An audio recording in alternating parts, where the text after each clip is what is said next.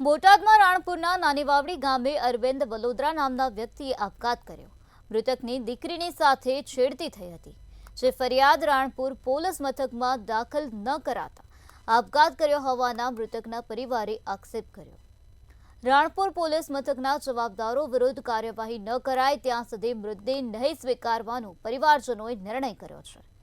આ ઘટનાની જાણ થતાં ડીવાયએસપી સહિત પોલીસ કાફલો હોસ્પિટલ પહોંચ્યો હતો। પોલીસે મુનાભાઈ ચાવડા અને વિનુભાઈ ચાવડા વિરુદ્ધ ફરિયાદ નોંધી જવાબદાર પોલીસ કર્મચારી વિરુદ્ધ તપાસ હાથ ધરી છે।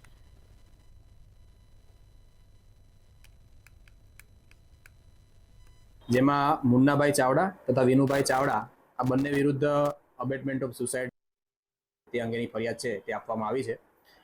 તેમાં અન્ય જે આક્ષેપો છે તેમાં બીટ કે ઓપીના જે ઇન્ચાર્જ છે તેમના વિરુદ્ધમાં પણ જે છે પ્રાથમિક તપાસ છે તે ચાલી રહેલ છે।